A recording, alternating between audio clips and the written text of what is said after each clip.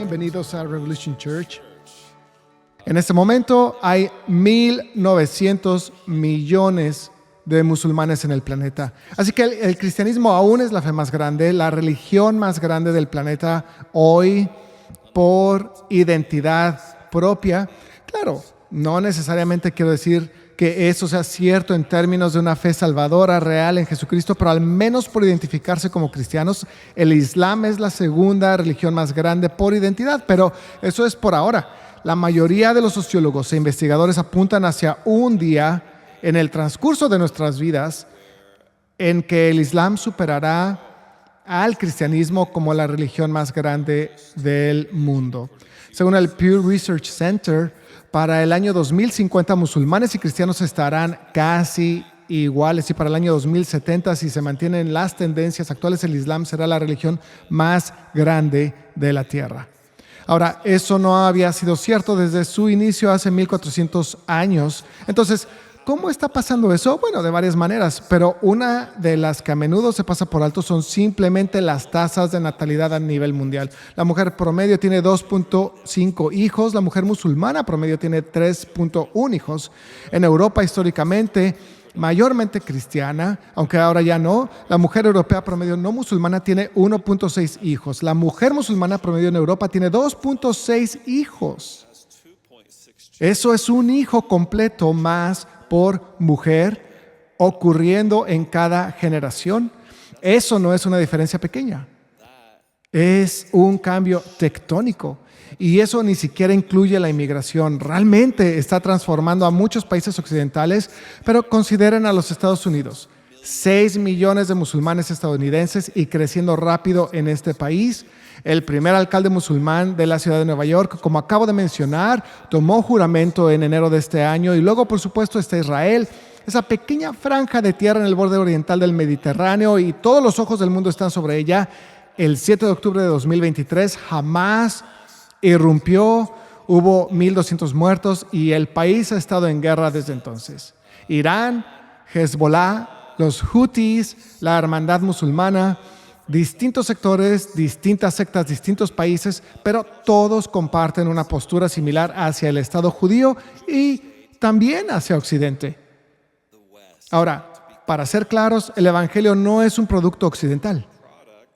El Evangelio de Jesucristo es para toda nación, todo hombre, toda mujer, toda persona. Todo hombre y toda mujer musulmanes sobre la faz de la tierra son alguien por quien Jesús murió, alguien a quien Él ama profundamente y a quien nosotros estamos llamados a amar, y para amar bien sí necesitamos saber lo que realmente creen. Y hoy vamos a intentar lograr 4 cosas. Quiero llevarlos de vuelta a donde comenzó el Islam. Quiero comparar lo que ocurrió ahí con la Biblia para que puedan ver cuáles son las diferencias, y quiero mostrarles lo que enseña el Islam que va a pasar en el futuro, específicamente en los tiempos finales. Y por supuesto, quiero que hagan algo con lo que oigan hoy. Así que prepárense, esto va a requerir un poco de concentración, pero les prometo que al final van a salir viendo a Jesús con más claridad que cuando llegaron. En estas últimas semanas hemos comenzado esta nueva serie Titulares, y al comienzo de la serie arrancamos hablando de los titulares sobre ovnis y extraterrestres. Y muchos de ustedes me miraron como si yo fuera un extraterrestre cuando lo hice. Y sí les dije, creo que en el futuro van a estar viendo esto cada vez más.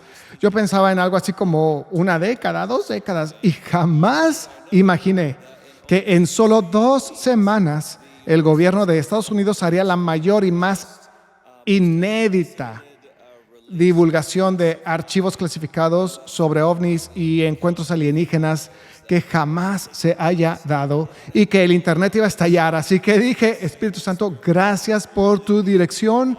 Fue todavía más oportuno de lo que podría imaginarme. Pero todo eso nos llevó a lo que hablamos después, que son las apariciones marianas o apariciones que se presentan de manera similar a la Virgen María. Y la razón es que uno de los grandes incidentes ovni, el incidente de Fátima, Portugal, creo que fue en 1918, que resultó ser, cuando uno profundiza de verdad, otro caso de aparición mariana y uno temprano.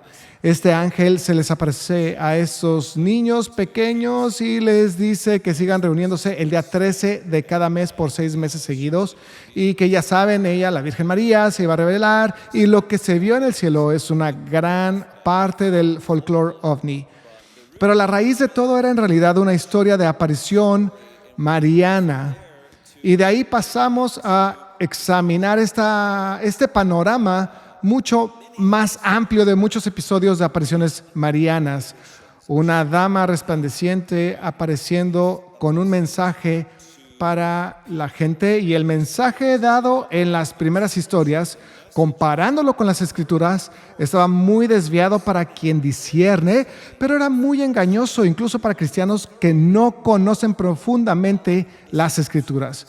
Con el tiempo, ese nombre, María, dejó de usarse en su autoidentificación y sus mensajes se han desviado muchísimo más de lo que los episodios tempranos habrían podido imaginar. Ahora, de lo que estamos hablando hoy también va en la misma línea que los titulares anteriores, en el sentido de que es un encuentro sobrenatural con un mensaje, porque así comenzó el Islam.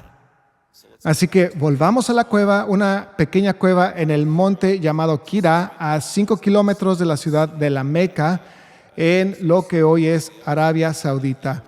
El año es aproximadamente el 610 después de Cristo, o sea, unos 600 años después de Jesús. Un hombre de 40 años llamado Mahoma subió a este monte para estar solo. De hecho, solía hacer esto con frecuencia. Ayunaba, pensaba, oraba a su manera. Mahoma estaba inquieto por la religión de su ciudad.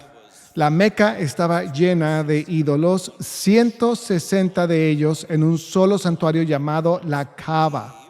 Mahoma había llegado a creer a través de alguna combinación de vecinos cristianos y judíos y por su propia búsqueda que había un solo Dios, pero no había recibido ninguna revelación directa hasta una noche. Según la tradición islámica registrada de manera más conocida en el Hadís de Bukhari, narrado por Aisha, una de las esposas de Mahoma, esto fue lo que pasó. Una presencia entró en la cueva donde estaba Mahoma. Más tarde Mahoma dijo que era el ángel Jibril, o en español Gabriel. El ángel le da una sola orden, lee, en árabe Ikra. Mahoma responde, no sé leer. La tradición musulmana sostiene que Mahoma era analfabeto. El ángel no respondió con paciencia. El ángel lo agarró, lo apretó con tanta fuerza que Mahoma diría después que pensó que iba a morir, y luego el ángel lo soltó y le ordenó otra vez, lee. Mahoma vuelve a decir, no sé leer. El ángel lo agarra por segunda vez, lo aprieta, lo suelta. Esto pasa 3 veces. Y en la tercera vez, el ángel pronuncia las palabras que llegarían a ser los primeros versos del Corán. Los versos dicen así: lee en el nombre del Señor que creó al hombre de un coágulo de sangre colgante. Lee porque tu Señor es el más generoso, que enseñó por la pluma, enseñó al hombre lo que no sabía. Así que son 5 líneas cortas. Mahoma las memoriza y la presencia se va. Y ahora quiero que vean lo que sigue, porque lo que sigue no es quizá lo que ustedes esperarían de alguien que tuvo un encuentro con Dios. Mahoma sale corriendo. No corre como Jonás lo hizo en la Biblia. Jonás sabía que Dios le estaba hablando, simplemente no quería hacer lo que Dios le dijo. Mahoma, en cambio, baja corriendo del monte aterrorizado.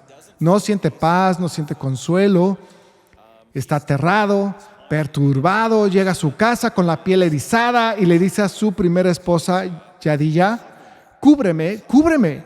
Ella lo envolvió en una manta y él le confesó que temía por sí mismo, por su propia vida. ¿Por qué?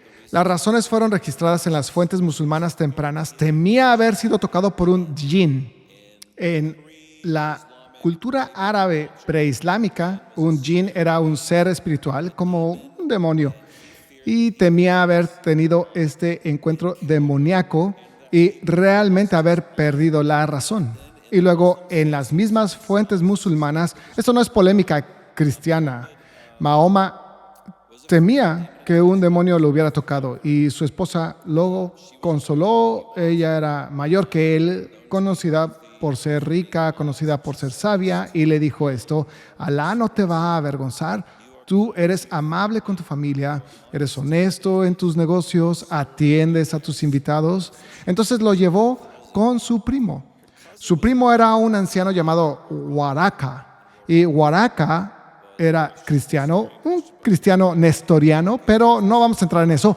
Waraka escucha la historia y Waraka dice: este es el mismo ángel que se le apareció a Moisés en el desierto.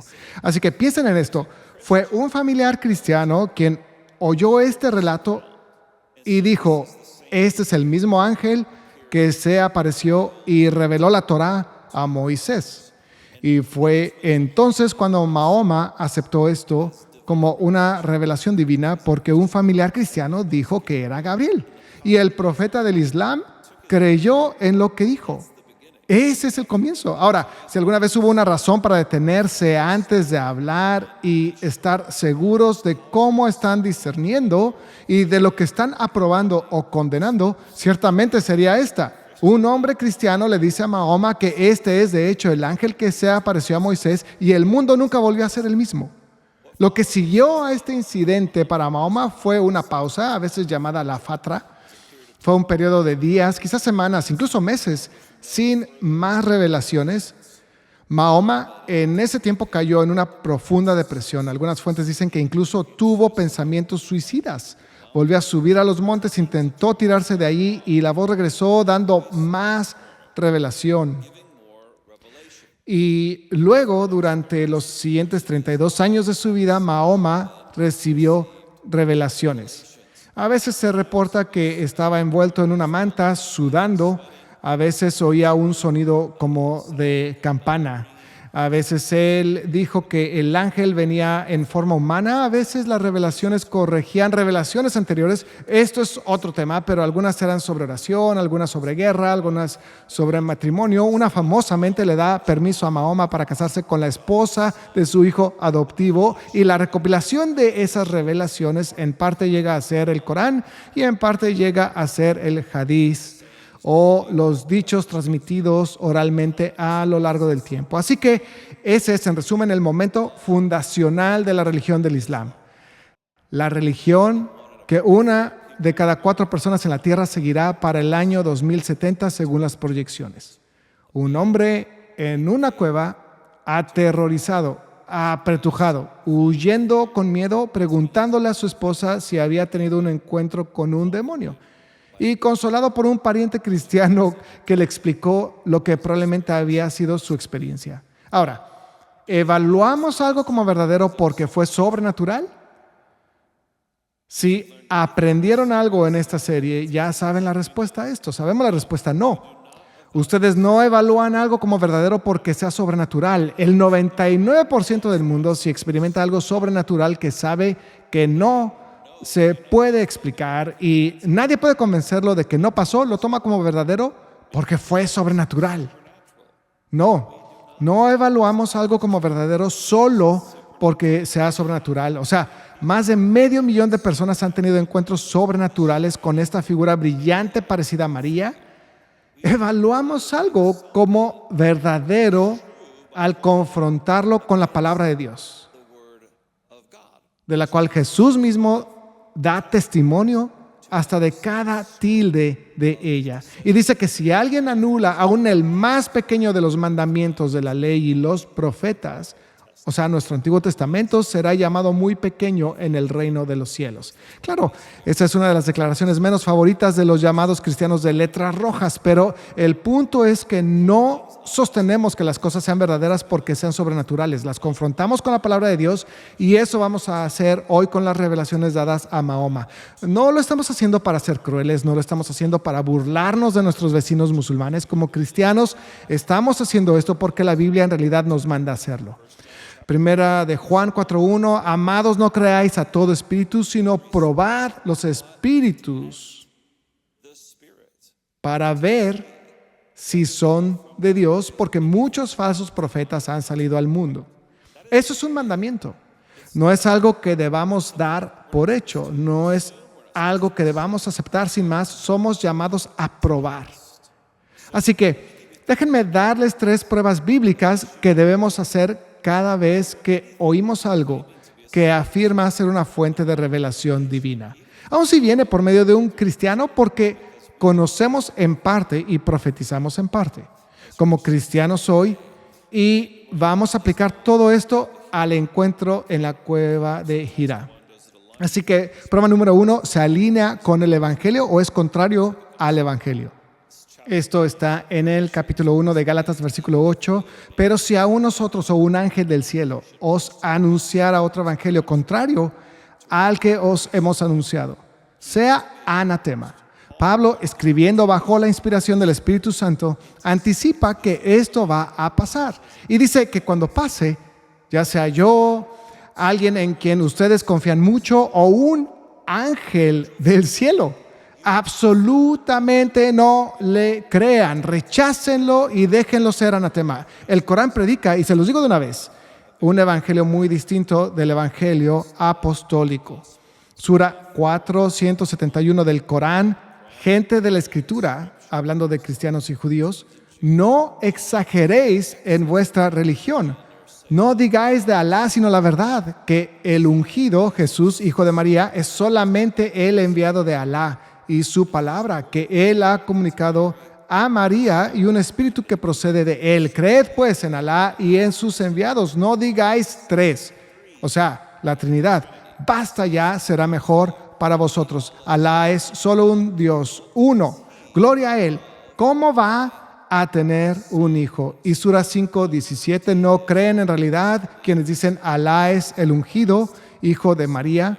Una más, Sura 9:30, y los cristianos dicen el ungido es el hijo de Alá. Eso es lo que dicen de palabra. Remedan lo que ya antes habían dicho los infieles, que Alá les maldiga. ¿Cómo pueden ser tan desviados? Podría seguir. El Corán es mucho más pequeño que nuestras Biblias, tiene como el 10% del tamaño de nuestras Biblias, pero este es un tema muy importante en el Corán. El Corán también dice que Jesús no murió en la cruz. Sura 4, y por haber dicho hemos dado muerte al ungido, Jesús, hijo de María, el enviado de Alá, siendo así que no le mataron ni le crucificaron, sino que les pareció así. Los que discrepan acerca de él dudan, no tienen conocimiento de él, no siguen más que conjeturas, pero ciertamente no le mataron, sino que Alá lo elevó a sí. Ahora, al negar la crucifixión, por supuesto, el Corán niega la sepultura, niega la resurrección y niega la expiación de la muerte de Jesús a nuestro favor. Así que todo el evangelio apostólico de 1 Corintios 15, porque yo os entregué en primer lugar lo mismo que recibí, que Cristo murió por nuestros pecados conforme a las Escrituras, que fue sepultado y que resucitó al tercer día conforme a las Escrituras, que se apareció a Cefas y después a los 12. Todo ese evangelio es rechazado por el Corán. El Corán también redefine a Jesús, diciendo que vino a confirmar la Torá. Claro, es la versión islámica de la Torá, creyendo que lo que originalmente se le dio a Moisés se corrompió con el tiempo en sus escrituras y que fue dada de nuevo a Mahoma de la manera correcta. Pero que Jesús vino a confirmar la Torá y vino a ser un precursor, uno que prepara el camino para Mahoma. Sura 61, y recuerda cuando Jesús, hijo de María, dijo: hijos de Israel, yo soy el que Alá os ha enviado en confirmación de la Torá anterior a mí y como nuncio de un enviado que vendrá después de mí, llamado Ahmad. Esa es la misma raíz árabe que Mahoma, con el mismo significado árabe. El Corán también dice acerca de la salvación, ya que estamos examinando la prueba de si es un evangelio diferente. Sura 3, si alguien desea una religión diferente del Islam, no se le aceptará y en la otra vida será de los que pierdan. Sura 23, aquellos cuyas buenas obras pesen más en la balanza serán los bienaventurados. En cambio, aquellos cuyas malas obras sean las que más pesen estarán perdidos y morarán en el infierno por toda la eternidad. ¿Ese es un evangelio diferente? Bueno, el evangelio, según la Escritura, está en Efesios 2, 8 y 9. Por gracia habéis sido salvos. Gracia significa un regalo inmerecido de Dios por medio de la fe, y esto no de vosotros. Y aún la fe es don de Dios, no por obras, para que nadie se gloríe. Y por supuesto, por fe, es fe en Jesucristo. Hechos 16:31, entre otros lugares. Cree en el Señor Jesucristo y serás salvo. Así que las revelaciones dadas a Mahoma afirmaban que la salvación se basa en las balanzas de la justicia, en haber hecho más cosas buenas que malas, pero más específicamente por ser religiosamente del Islam. Sura 98 también: quienes se negaron a seguir la verdad, sean gente del libro, hablando de judíos y cristianos, la gente de la Escritura, al no creer la verdadera creencia en Alá que el Islam cree, o idólatras, serán castigados eternamente en el fuego del infierno. Ellos son lo peor entre todos los seres creados. Así que este es de hecho un evangelio diferente. Según Gálatas 1:8, no pasa la prueba, aunque el mensajero fuera, según su propio testimonio, un ángel del cielo.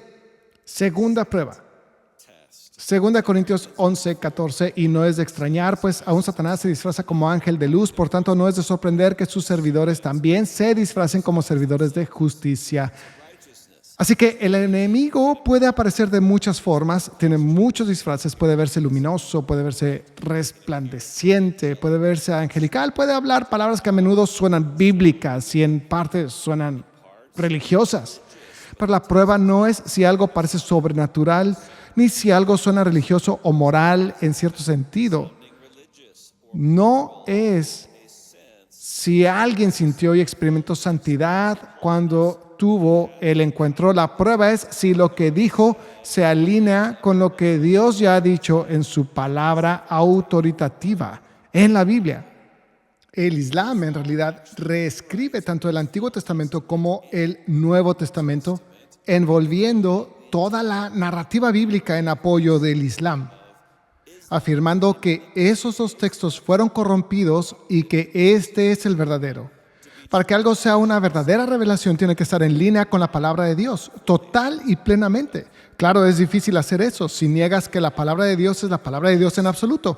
Pero aún así, este principio es cierto en todo tiempo, en todo lugar y en toda situación y en toda circunstancia. No hay excepciones. Esa es la segunda prueba. La tercera prueba es esta: Deuteronomio 13:1-3. Si se levanta en medio de ti un profeta o soñador de sueños y te anuncia una señal o un prodigio, y la señal o el prodigio se cumple acerca del cual él te había hablado diciendo: vamos en pos de otros dioses, no darás oído a las palabras de ese profeta, porque el Señor tu Dios te está aprobando. Así que si alguien viene con un mensaje que los aparta de seguir a Dios, de creerle a Dios, de amar a Dios y de confiar en Él, confiando en su carácter y en su naturaleza, tal como se revela en la Escritura, se nos dice que no escuchemos, que no creamos y que no lo aceptemos, aun si anuncian una señal o un prodigio y sucede, tal como dijeron, de una manera claramente sobrenatural. Si el mensaje los mueve hacia un Dios diferente, no escuchen. El Dios que se reveló a Abraham, a Moisés, a David, a Isaías, a los apóstoles, ese Dios se reveló de la manera más plena en su Hijo, Jesucristo. Eso es Hebreos 1:1 y 2. Dios, habiendo hablado hace mucho tiempo en muchas ocasiones y de muchas maneras a los padres por los profetas, en estos últimos días nos ha hablado por su Hijo. La palabra final de Dios viene de su Hijo. Cualquier revelación posterior que contradiga al Hijo no pasa la prueba. Primera de Juan 2:22, ¿quién es el mentiroso sino el que niega que Jesús es el Cristo? Este es el anticristo, el que niega al Padre y al Hijo. Una y otra vez, la Biblia tiene el mismo mensaje. No es solo Deuteronomio 13, Hebreos 1, 1 de Juan 2. Cuando venga una palabra, cuando venga un mensaje, cuando venga un encuentro o una experiencia, tiene que pasar estas pruebas o tiene que ser rechazado. Y volviendo a 1 Juan 2:22, hablando del anticristo, mantengan eso en mente porque vamos a volver ahí, pero noten lo que Juan dice que es la marca del anticristo: la negación del Padre y del Hijo, y la negación de que Jesús es el Cristo, es decir, el ungido prometido. El Corán no solo se niega a afirmar la relación entre el Padre y el Hijo, no solo se niega a afirmar que Jesús es el Cristo, niega explícitamente ambas cosas. Así que, cuando probamos los encuentros de Mahoma con el estándar de la propia Biblia, ¿qué encontramos?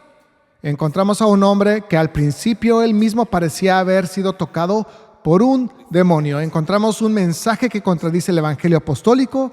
Encontramos la negación del Padre y del Hijo. Encontramos un sistema que a lo largo de los últimos 1400 años se ha expandido por conquista, por tasa de natalidad, por presión económica, por poder político, hasta llegar a cubrir más de un tercio de nuestro planeta. Ahora, escúchenme con cuidado, este no es un sermón contra la gente musulmana. Los musulmanes, como toda persona en el planeta, fueron hechos a imagen de Dios. Son personas que Jesús ama y a quienes Él está buscando. Personas por las que Jesús murió. Y francamente, la mayor cantidad de revelaciones sobrenaturales de Jesucristo, por Jesucristo, que están ocurriendo en cualquier parte del mundo ahora mismo, son a musulmanes. Es imposible calcular con exactitud cuántos musulmanes han llegado a la fe en Jesucristo por medio de sueños directos, pero algunas estimaciones lo ponen en millones. Todo esto para decir que no es un sermón contra ningún ser humano, es un sermón acerca de una afirmación espiritual que se está haciendo. Es un sermón acerca del evangelio de Jesucristo y de un evangelio que no es de Jesucristo. La Biblia dice, por cada prueba que nos da, que el evangelio que salió de esa cueva no es el evangelio de Jesús. De hecho, probablemente el mensaje más explícitamente antievangelio de todo lo que hemos visto hasta ahora. Ahora, quiero llevarlos a donde la mayoría de los cristianos no ha ido. Y si ya fueron, aún así probablemente más lejos de lo que han ido antes. Quiero llevarlos a la escatología islámica. ¿Ok? Escatología es el estudio de las últimas cosas, el estudio del fin del mundo. Ustedes, si han estado aquí estos últimos años, conocen bien su escatología cristiana, saben de los dolores de parto, de las guerras, de la tribulación que seguirá, de la persecución intensa, saben de la gran apostasía de cristianos apartándose de la fe cristiana, del imperio bestial global con muchos reyes, del anticristo levantándose a un poder singular desde ahí, del arrebatamiento de los santos y del regreso de Jesús, del reinado de 1000 años de Jesús y de los santos sobre la tierra, y luego los cielos nuevos y la tierra nueva. Saben mucho de eso, pero quizá no sepan lo que el Islam enseña acerca de los tiempos finales. Y los paralelos, creo yo, probablemente les van a erizar la piel. Quédense conmigo. El Islam enseña que al final del tiempo aparecerán 3 figuras. Una, el Mahdi. El Mahdi es, en esencia, la versión musulmana del Mesías. Aproximadamente entre el 80 y el 90% de los musulmanes del mundo creen que el Mahdi vendrá. El Dajjal es la segunda figura. Esa es la versión musulmana de un anticristo de los tiempos finales. Aproximadamente el 99% de los musulmanes del mundo cree en la venida del Dajjal. Isa, que es su nombre para Jesús, todos los musulmanes de hecho creen en el regreso de Isa porque el regreso de Isa está en el mismo Corán. Y para ser musulmán tienes que creer en el Corán. En cuanto a los dichos, los hadices, algunos musulmanes aceptan algunos y otros no. Eso es parte de la razón por la que hoy hay tantas facciones dentro del Islam. Pero para ser musulmán debes creer en el Corán y el regreso de Isa, o sea, Jesús está en el Corán. Así que todos creen en eso. Vamos uno por uno. El Mahdi, esto significa el bien guiado. ¿Ok?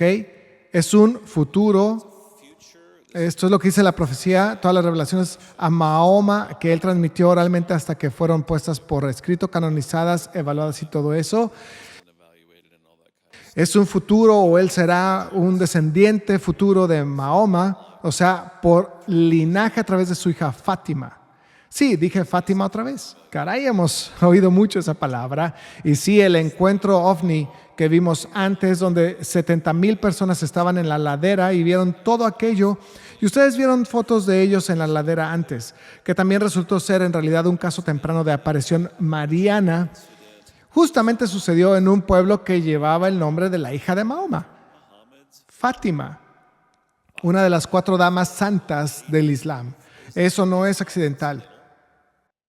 La convergencia de la prominencia de la diosa madre femenina a través del Islam, del cristianismo y de las espiritualidades no religiosas es intencional.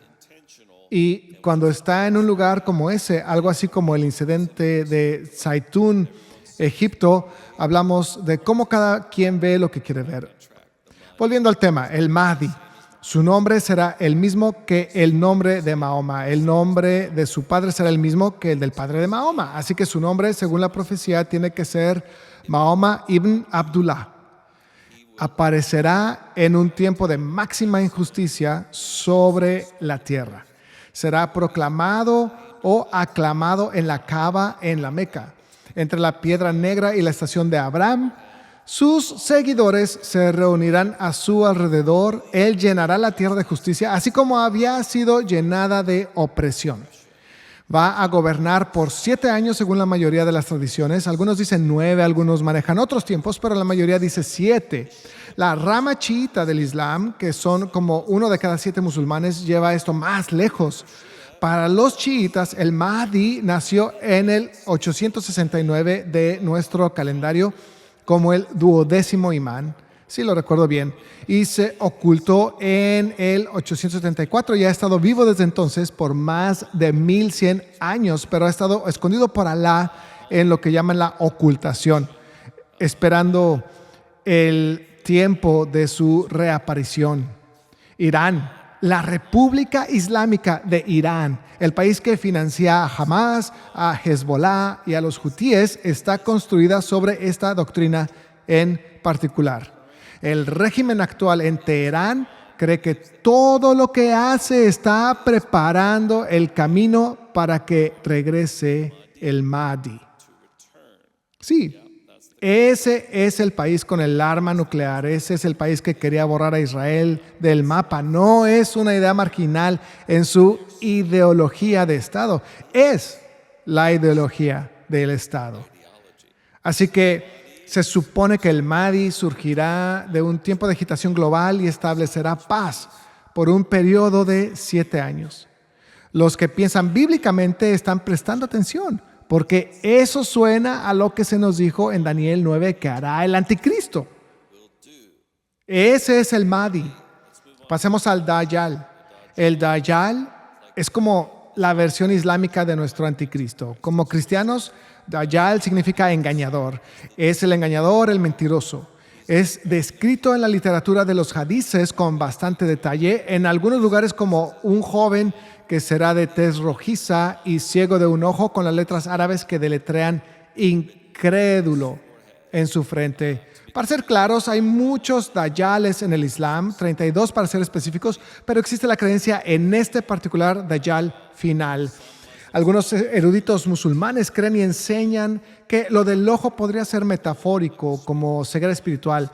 Muchos eruditos musulmanes creen y enseñan que las letras en su frente serán visibles solo para los verdaderos musulmanes. Pero para los incrédulos no será posible ver las letras inscritas en su frente.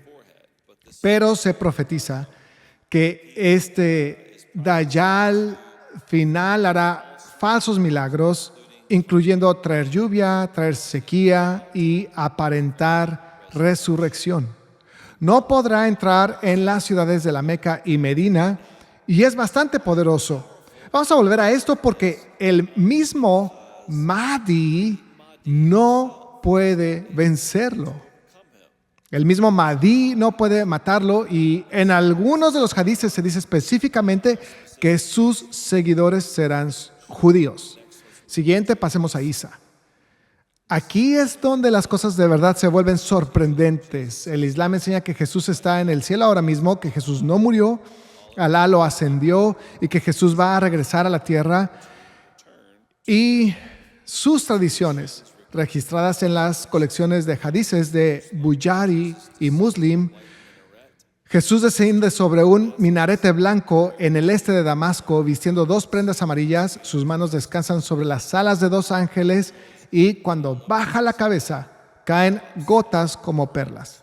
Cuando regrese, el Mahdi apenas habrá comenzado la oración de la mañana y el Mahdi se hará a un lado y ofrecerá la dirección de la oración a Jesús ya de regreso. Pero Jesús se niega. En los hadices Jesús dice, su imán es de entre ustedes. Y Jesús ora detrás del Mahdi, sometiéndose a la autoridad del Mahdi. En la historia musulmana, Jesús regresa como musulmán, no como el Hijo de Dios, no como el Rey de Reyes, sino como seguidor de la ley de Mahoma, bajo el liderazgo de un descendiente árabe de Mahoma.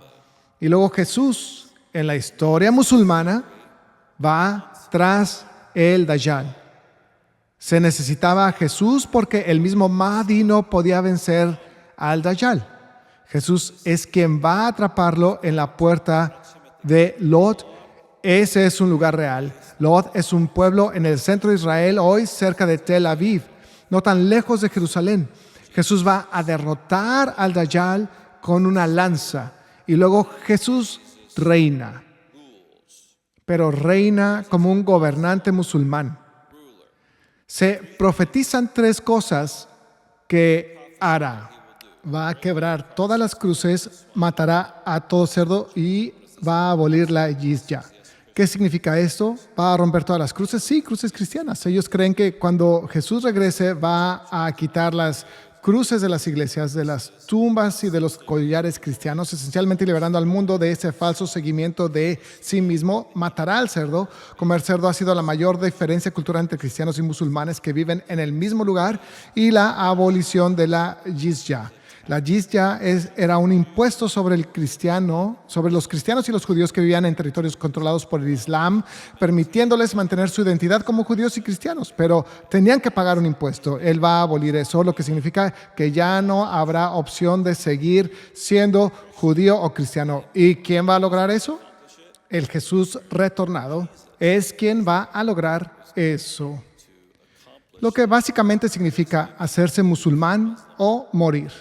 Y luego Jesús en su historia termina casándose, teniendo hijos, viviendo una larga vida y muriendo de una causa natural para ser sepultado, dicen ellos, en Medina junto a Mahoma, en la mezquita del profeta, en una tumba que según dicen ya está reservada. Esa es la versión islámica de Jesús. Un Jesús que regresa para confirmar a Mahoma. Un Jesús que rompe cruces, un Jesús que acaba con el llamado falso cristianismo, un Jesús que luego muere y permanece sepultado. Ese no es, por supuesto, el Jesús de la Biblia. Ese es otro Jesús. 2 Corintios 11:4, porque si alguien viene y predica a otro Jesús, a quien no hemos predicado, o recibís un espíritu diferente que no habéis recibido, o aceptáis un evangelio distinto que no habéis aceptado, bien lo toleráis. Claro, eso era una reprimenda para los corintios. Así que juntemos todo esto. La Biblia dice que viene un anticristo que negará al Padre y al Hijo, y el mensaje del Mahdi se trata de negar al Padre y al Hijo, para empezar. La Biblia dice que el anticristo será recibido por el mundo como un salvador. Se profetiza que el Mahdi del Islam será recibido por su mundo como un salvador. Luego la Biblia dice que el anticristo establecerá un gobierno global. Y las profecías islámicas dicen que el Mahdi establecerá un gobierno global. La Biblia dice que el anticristo exigirá lealtad. El Mahdi islámico elimina la opción de ser otra cosa que no sea musulmán. La Biblia dice que el anticristo hablará con arrogancia contra el Altísimo y tratará de cambiar los tiempos y la ley. Y en el Islam se profetiza que el Mahdi cambia la ley. La Biblia dice que el anticristo tendrá un falso profeta dando testimonio de él y realizando milagros mientras falsamente da testimonio acerca del anticristo. El Islam dice que Jesús regresará y será el profeta del Mahdi, gobernando con él y acabando con el cristianismo y el judaísmo. La Biblia dice que la segunda bestia del libro de Apocalipsis se levantará como el falso profeta del anticristo y forzará la adoración de la bestia, la adoración del anticristo. El Islam dice que Jesús musulmán es el que va a hacer esas cosas. La Biblia dice que los dos testigos en la segunda mitad de la tribulación harán llover, provocarán sequías y harán milagros hasta que su profecía sea cumplida. Y luego la bestia los vencerá antes de que después sean resucitados varios días más tarde. El Islam dice que el Dajjal específicamente hará llover, hará caer fuego y otros milagros, y que el Mahdi no podrá vencerlo, pero Jesús vendrá y lo derrotará. ¿Qué pueden hacer ustedes? Discernir. Toda esta serie realmente trata sobre discernimiento, pero para realmente tener discernimiento tienen que llegar a algo. Y muchos han llegado a eso, aquellos que nos precedieron en la fe. Empiecen con Jesús. Obviamente Jesús no tiene que llegar a algo, pero sí dijo acerca de la ley y los profetas. Eso es lo que hoy llamaríamos nuestro Antiguo Testamento. Dijo que ni una sola tilde desaparecería hasta que desaparezcan el cielo y la tierra. Él está dando su palabra, que la protección que Dios le ha dado a su palabra es tan firme que ni una sola tilde va a desaparecer. E incluso está enseñando a otros que a anular aún el más pequeño de los mandamientos de la ley y los profetas hará a alguien muy pequeño en el reino de los cielos. Así que sabemos que Jesús tenía cierta visión de la Escritura, una visión muy alta. Sabemos, obviamente, si ustedes son creyentes, que Él es la palabra de Dios encarnada. Claro que tiene confianza y fe en que la palabra escrita de Dios es de verdad la palabra de Dios, pero aún así vale la pena decirlo, porque mucha gente que hoy cree grandes partes de la Biblia va a decir, bueno, yo batallo con esta parte o aquella parte. Muchos dirán, sí creo, pero batallo con la historia de la creación, batallo con la historia del diluvio, batallo con eso de Jonás y el gran pez, batallo con ciertas partes, con ciertas porciones, con ciertas historias. Pero voy a decirles algo. Es importante que lo oigan. Jesús no. Tal vez ustedes sí, pero Jesús no. Jesús no batalló con la historia de Jonás. Él hizo referencia a sus 3 días en el vientre del gran pez. Jesús habló de Moisés, habló de los profetas, habló de los salmos. De hecho, citó los salmos más que cualquier otro libro del Antiguo Testamento. Hizo referencia a Génesis 1 y 2, la historia de la creación y a los hijos de Adán y Eva, Caín y Abel. Habló de Noé y del diluvio. Jesús no batalló con esa historia.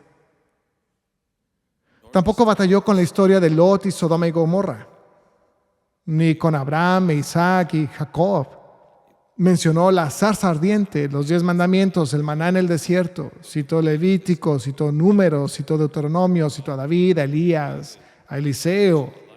Mencionó a Naamán y su sanidad de la lepra, Salomón, Isaías, Jeremías, Daniel, Zacarías, Oseas, Miqueas, Malaquías. O sea, Jesús hizo referencia a historias y secciones de la Escritura por todo el canon hebreo. Todo es autoritativo. Todos son hechos. Todo es verdadero. Los que batallan con creer en la creación de Adán y Eva, como si hoy fuera un suicidio intelectual para nosotros, ahora que sabemos todo lo que sabemos. Bueno, entonces creen que son más inteligentes que Jesús mismo, más iluminados que Jesús mismo, porque Jesús no batalló con eso en absoluto.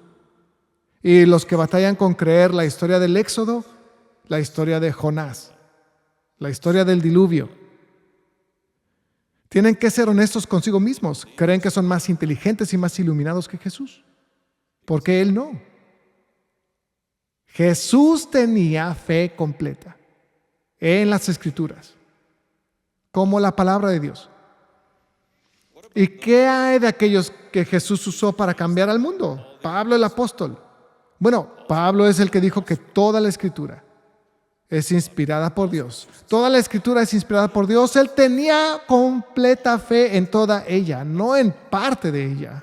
O Pedro dijo, pero ante todo sabe de esto que ninguna profecía de la Escritura es asunto de interpretación personal, pues ninguna profecía fue dada jamás por un acto de voluntad humana, sino que hombres inspirados por el Espíritu Santo hablaron de parte de Dios.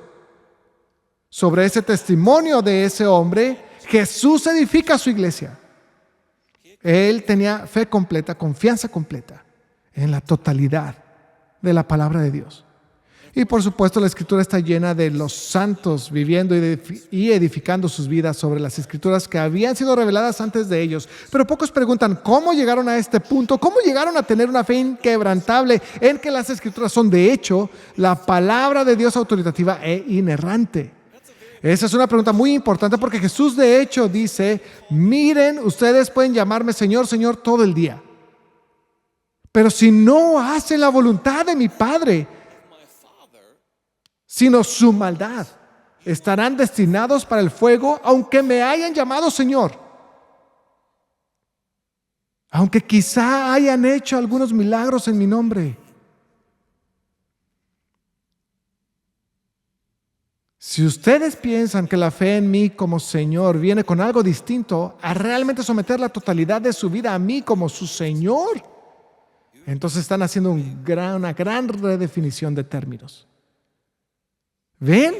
Si solo estamos escogiendo y eligiendo qué revelaciones de Dios vamos a aceptar y cuáles vamos a seguir y a cuáles nos vamos a someter, nuestra fe podría estar en la identidad de un hombre como Señor, pero es un Señor sin mandamientos, sin requisitos, sin dirección, sin revelación autoritativa alguna de su señorío, lo cual es absolutamente inútil.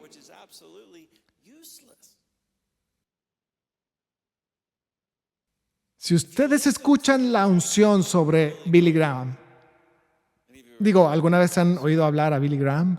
Semejante unción. Él solo estaba diciendo los hechos, pero los altares se llenaban, ¿saben?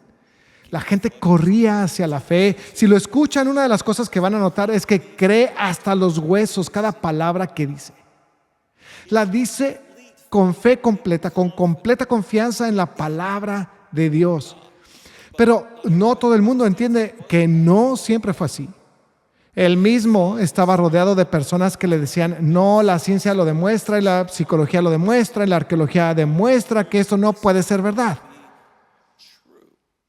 Estaba teniendo una crisis de fe, pero tuvo su famoso momento del tocón de árbol, de llegar a una fe completa, de que la Escritura es de hecho la palabra de Dios y de que podía creer cada palabra de ella y edificar su vida sobre cada palabra de ella. De ahí en adelante hubo una unción sobre su vida que ya saben, llevó a quién sabe cuántos millones de personas a la fe.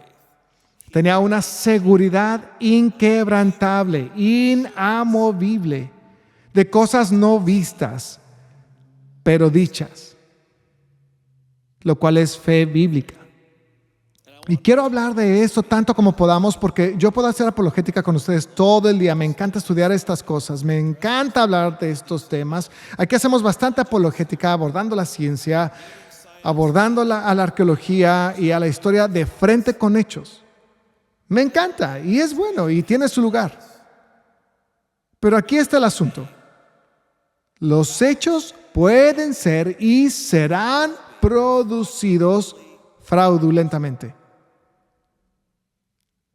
Creo que necesitan oír esto 2 veces. Los hechos pueden, probablemente han sido y serán producidos fraudulentamente.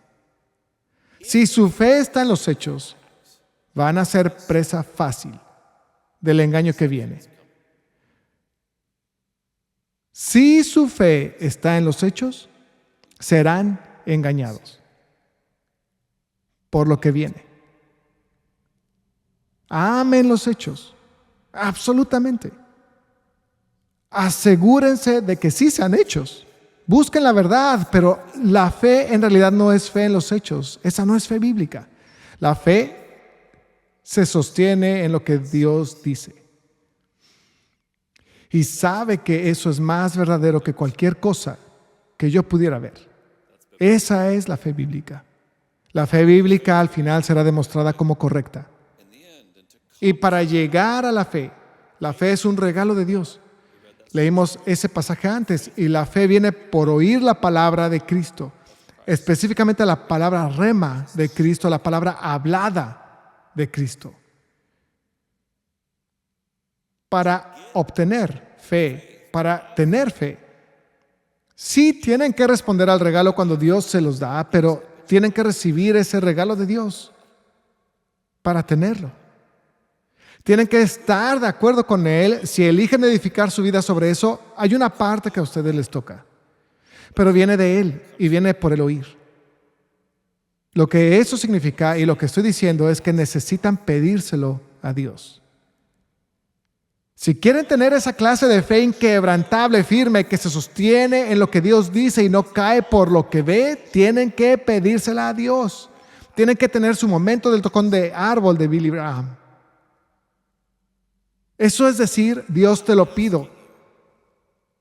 Confírmame si la Escritura es en verdad tu palabra, cada parte de ella,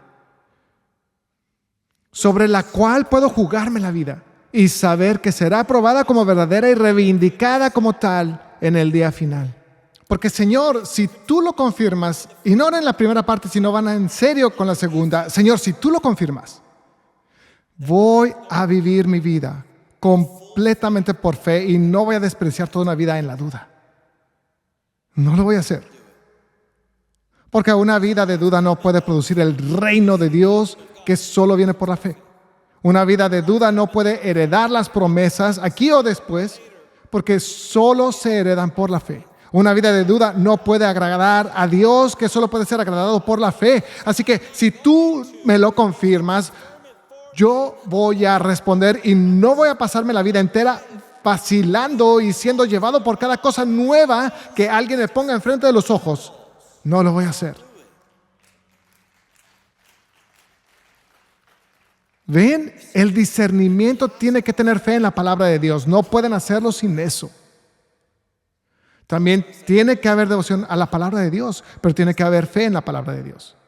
Y si solo una cosa pasara en esta serie, que todo el que visita o es asistente regular o miembro de Revolution Church tuviera un momento de tocón de árbol y llegara a una certeza del 100%, Dios lo ha confirmado, yo respondí con fe, esta es la palabra de Dios, tengo una convicción inquebrantable, firme, nacida del Espíritu de Dios, que no va a vacilar, que no será sacudida cuando vengan grandes engaños. Algo a lo que se aferraría en toda la vida. Déjenme decirles que eso ahí mismo es muchísimo más grande que vivir toda una vida con una exploración de mente abierta sobre si esto es verdad o no. Que no es lo que el mundo les va a decir, es lo que la Biblia les dirá. Miren, si van a pasar toda su vida con una mente abierta, explorando constantemente si la palabra de Dios es verdad o no, van a pasar toda su vida sin poder ser usados por Dios, agradar a Dios, producir algo del reino de Dios, porque no tienen fe.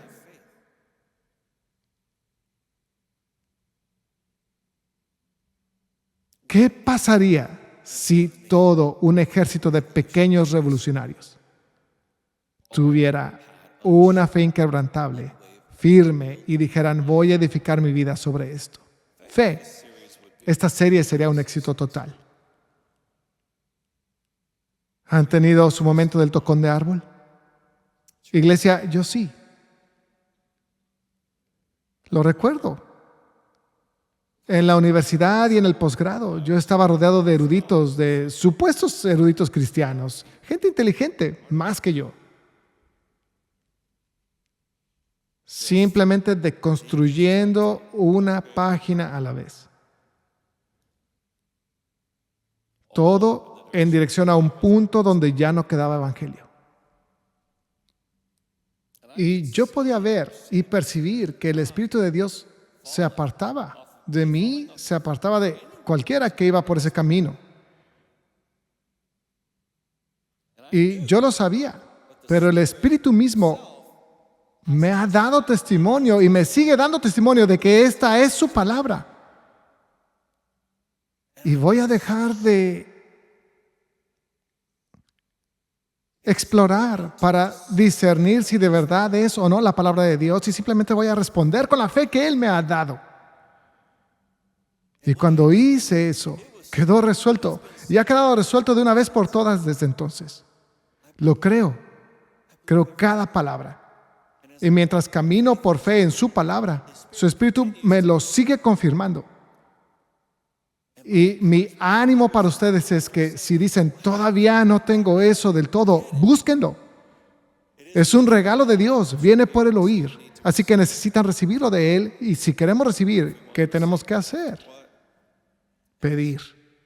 Así que hagámoslo.